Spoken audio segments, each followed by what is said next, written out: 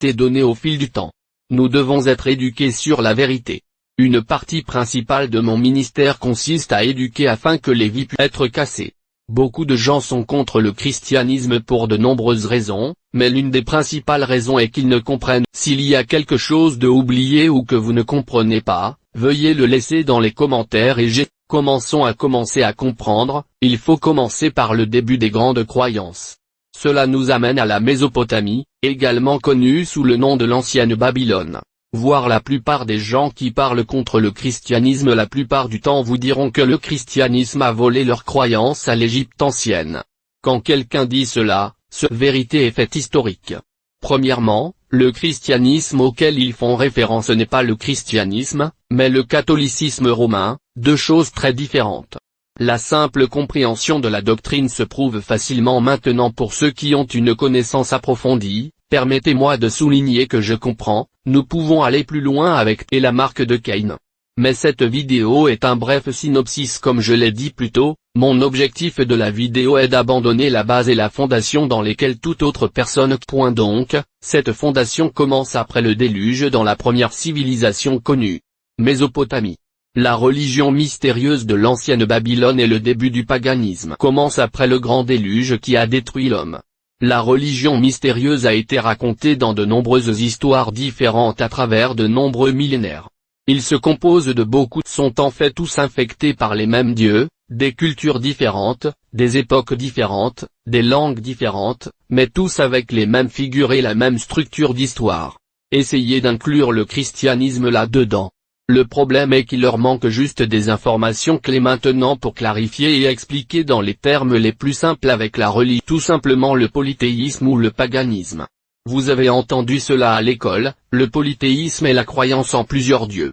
La véritable connaissance du but de ces dieux n'a été donnée à quelques-uns. Ces personnes étaient le grand prêtre et la prêtresse qui ont transmis les religions. Ils exigeaient le sacrifice aux dieux et ils étaient les seuls capables de communier avec les dieux. Ils détenaient la connaissance secrète qui leur donnait le pouvoir sur ceux qui n'avaient pas la connaissance. Si quelqu'un connaissait le soleil et savait quand une éclipse se produirait, il adorerait alors et suivrait cet homme.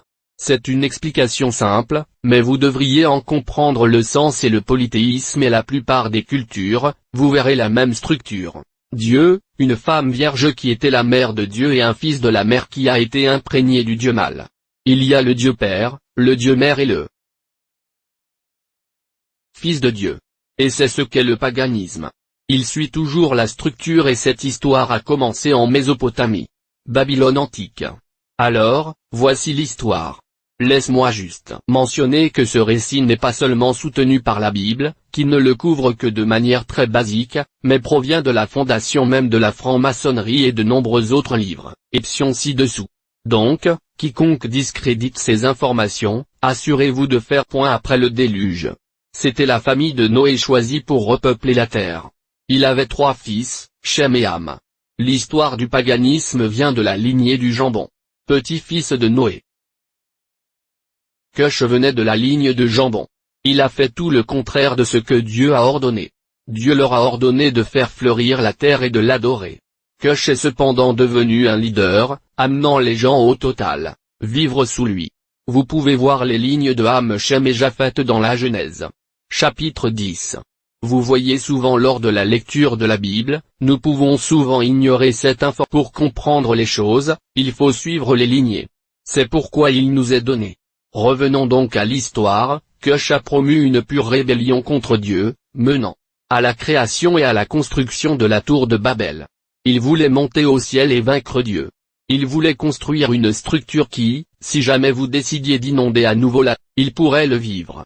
Ils parlaient tous dans une seule langue et ont décidé plutôt que de s'éloigner les uns des autres, ils pourraient construire le royaume de leur propre dominion pour défier Dieu. La tour de Babel est un symbole dans le monde occulte. Il illustre la rébellion contre Dieu et la masculinité. Ils se ressemblent tous. D'où le bâtiment érigé. Un exemple de ceci serait comme le monument de Washington. La Bible n'explique pas en détail ce qui se passait avec Cush et ses partisans. Tout ce que nous savons, c'est qu'il était rebelle et qu'il a amené les gens à se rebeller de Babel quand Dieu est descendu et a vu ce qu'il faisait, il n'était pas content. Il a décidé de confondre leur langage, c'est que personne ne pouvait comprendre ce que l'un ou l'autre disait. Avec l'un l'autre. La construction de la tour s'est arrêtée. Dieu a confondu leur langage en créant le non-babillage. Cush a été déshonoré. Donc, jusqu'à présent, ce que vous... À partir de là, après le déluge, il y a 3 lignées, Sem, Ham et Japheth. Nous savons que la lignée de Cham est devenue la lignée du roi d'Israël, David et Jésus. Nous savons qu'à partir de la lignée de Cham, la rébellion contre Dieu recommença. Maintenant, après Cush, il y avait Nimrod Cush fils. Nimrod était un très puissant chasseur. Il était puissant. Il était également très déterminé à terminer le plan. Son père a commencé, il a conquis tous les animaux puis les hommes, il est devenu le chef de l'Assyrien babylonien. Empire.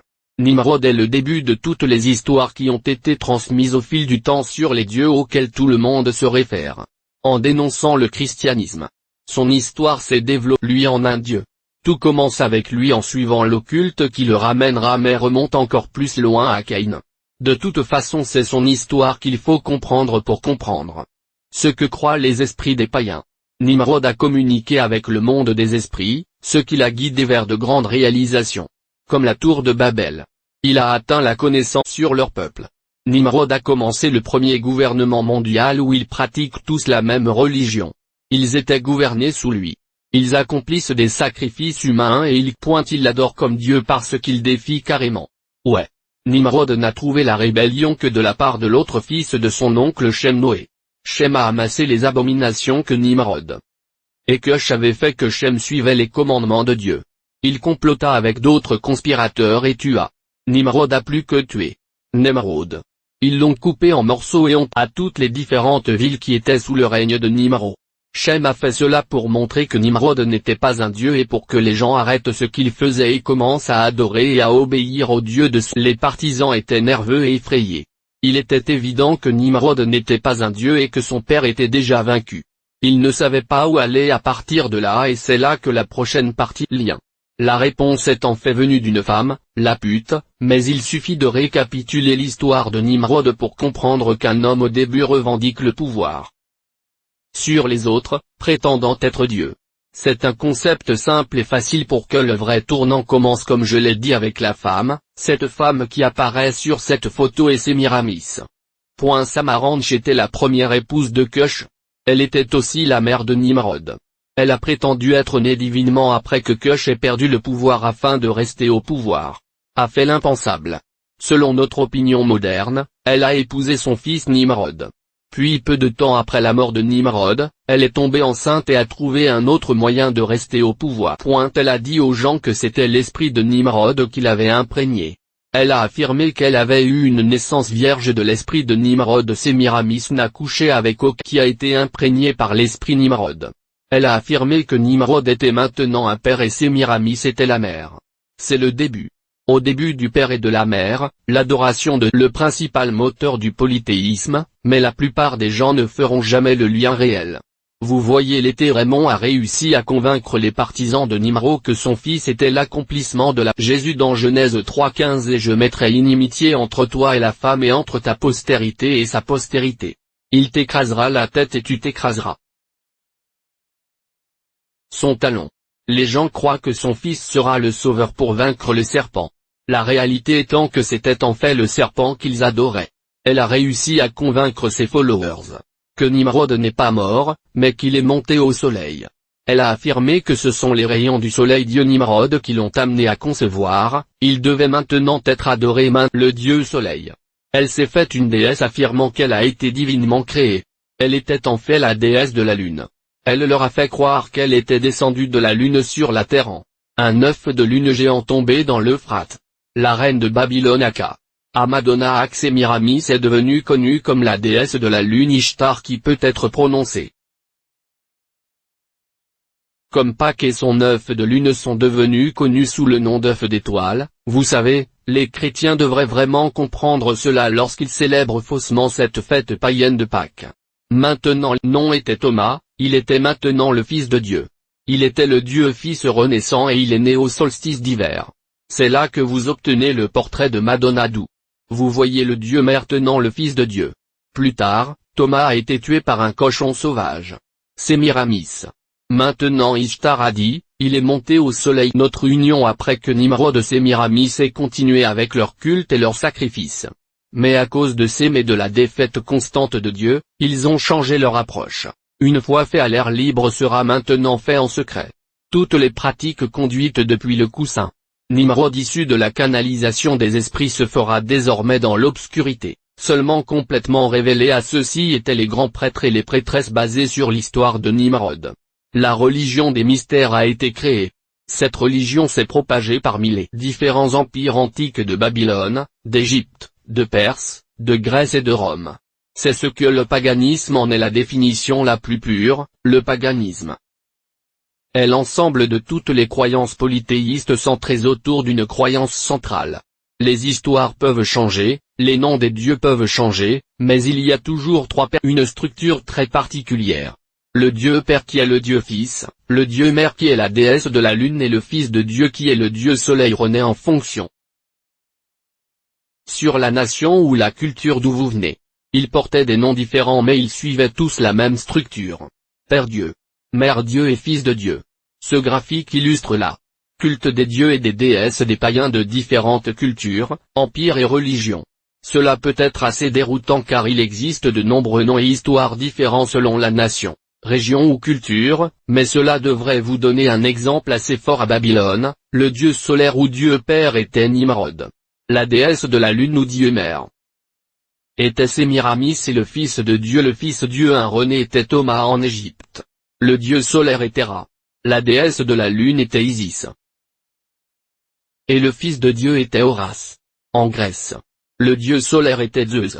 La déesse de la lune était Artémis et le fils de Dieu était Adonis à Rome. Le soleil. Dieu était Jupiter. La déesse de la lune était Diana et le fils de Dieu était Apollon dans la culture nordique. C'est les Vikings. Le dieu solaire est Odin. La déesse de la lune était Zoro et le fils de Dieu est stocké en hindou. Le dieu solaire était Vishnu. La déesse de la lune était Chandra et le fils de Dieu était Krishna et Romain. Catholicisme. C'est de là que viennent la plupart des ennuis et des tromperies, car le dieu solaire est ce que beaucoup appellent Dieu. La déesse de la lune est la Vierge Marie et le fils de Dieu est Jésus. Maintenant, ce n'est pas à confondre avec la véritable histoire de Jésus. Bien que nous croyions en Marie, nous ne l'adorons pas comme une déesse et nous ne nous référons pas à elle en tant que mère. Dieu. Il n'y a qu'un seul vrai Dieu.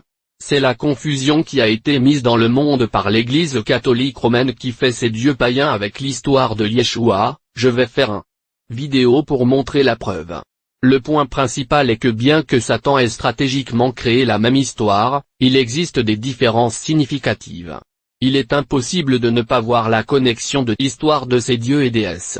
La distinction la plus simple que vous trouverez lors de l'identification des fidèles païens est qu'ils adorent à la fois le Dieu Père et le Dieu Mère. S'il y a Dieu féminin dans le système de croyance, alors ils sont païens et c'est la croyance prédominante dans le monde depuis les temps anciens. C'est sur cela que la religion a été fondée. D'autres dieux, mais il y avait toujours une hiérarchie et cette structure de Dieu était au sommet. Tout ce système de croyance n'a été contesté que par les Israélites qui ont affirmé le peuple élu du seul vrai Dieu. La bataille du monothéisme contre le polythéisme est alors devenue pleinement effective, un Dieu contre plusieurs dieux. Nimrod et Sémiramis et Tameu ont été immortalisés et ont ensuite adoré leurs noms étant différents, mais le point sous-jacent de l'histoire est clair. Maintenant avec tout ce soleil, Dieu et déesse de la lune est une autre similitude, c'est qu'ils sont tous nés du même père. Son père est le Dieu ultime. Il a dit le mensonge qu'il est le créateur et le porteur de lumière, de la connaissance. Il est le Dieu Père comme mentionné précédemment, il est le lien principal que la plupart des gens ne font pas. C'est que tous ces noms se réfèrent en fait à un seul Dieu, Satan. Lucifer en flou bien d'autres noms. Il avait de nombreux noms différents dans de nombreuses cultures différentes à Babylone, il a été libéré sous caution en Égypte, il était Brut en Grèce, il était Zeus à Rome, il était Jupiter en hindou, il était Indra en Israël, il était plus noir, il était le fondateur de ces religions et le hiérarchie ultime des dieux. C'était la religion mais tout est Lucifer, Satan a des qualités à la fois masculines et féminines. Le plus haut ne croit-il pas ce païen? Tout est dirigé vers un seul but. C'était l'objectif que Cush et Nimrod avaient tous deux depuis le début lorsqu'ils ont établi un empire. Le but ultime est la rébellion contre Dieu le plus élevé et faire adorer le monde sous caution comme le Dieu Père. Le dieu mère Ishtar aura à nouveau une naissance virginale à partir de Baal donnant naissance à la caution du Sauveur, rétablira leur règne et leur domination sur la terre. C'est la même histoire encore et encore quel que soit le nom du Dieu. L'histoire et la prophétie sont les mêmes. C'est le but ultime et principal tromperie de Satan. C'est là que le paganisme commence et l'histoire ne se terminera pas tant que leur mensonge ne sera pas complet. Maintenant, vous devez comprendre Satan comme Dieu sachant déjà parfaitement en qui ils servent. Mais il y avait une majorité qui adorait ces trois dieux sous d'autres noms. Cela doit être compris qu'ils adorent réellement Satan par tromperie. Beaucoup de pratiques et de traditions d'aujourd'hui sont centrées sur cette tromperie. Vous avez maintenant une base de base pour une compréhension et des connexions plus solides. Est le maître trompeur, c'est ainsi qu'il unira le monde pour l'adorer. Ils le sont déjà, ils le font en son nom dans le silence et le secret depuis des milliers d'années. Il a créé de nombreux et les croyances centrées autour de lui que les gens du monde entier acceptaient d'adorer. Les gens aiment revenir au temps ancien et se référer à la spiritualité. Mais ce qu'ils ne reconnaissent pas, tout est centré autour de Satan. Peu importe quel Dieu ils choisissent parce que si ce n'est pas la vraie croyance en Jésus-Christ, la vraie, pas celle mélangée aux croyances païennes, elle conduira à Satan. C'est la partie de la grande tromperie. Comme je l'ai dit, il n'y avait qu'un seul défi au système et à la structure. Il n'y avait qu'une ligne de personnes, une nation qui disait, il est vrai Dieu et qu'il n'y avait pas non plus de nature féminine en lui. Il était le plus élevé et ils avaient une alliance avec lui. Cette seule nation était de la lignée de Sémé, c'était les Israélites, les 12 tribus de Jacob. Sans eux, il n'y aurait aucune différence dans l'histoire de la religion. Regardez ma prochaine vidéo pour comprendre. Sans eux, il n'y aurait aucune différence dans l'histoire de la religion. Regardez ma prochaine vidéo pour comprendre. Le christianisme n'est pas un homme blanc ou une religion européenne. Ce n'est pas quel ou l'asservissement, sauf pour ceux qui en abusent délibérément. C'est en fait le paganisme qui est utilisé dans ce but même de contrôle et d'asservissement. Le paganisme est en fait religion aussi une religion africaine et de nombreuses autres cultures religions parce qu'elle est allée à travers le monde entier. Chaque fois que vous entendez une religion avec cette structure de trois dieux et beaucoup d'autres dieux en dessous de savent que c'est du paganisme et méfiez-vous de toutes les traditions et cultures qui entourent leur culte.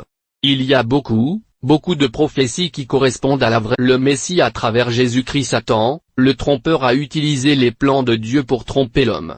C'est ce qu'est un antéchrist. La base de compréhension de cette information va pour une meilleure compréhension des traditions du monde. Le garder vous fera réfléchir à ce que Dieu vous pourriez réellement servir sans véritable actualisation. Les points clés pour connaître notre Lucifer est le dieu solaire. L'anniversaire du dieu soleil est le 25 décembre autour du solstice d'hiver, le moment où le soleil est le plus proche de la terre. Les païens adoraient la lune. La déesse de la lune, la déesse Diana Ishtar et ses nombreux autres noms. Elle est la divinité féminine de la fertilité, la Vierge Mère de Dieu, la prostituée de Babylone. Elle est vénérée à Pâques pour célébrer son retour chaque année. Ceci n'est qu'un résumé du paganisme. Cela devrait vous inspirer.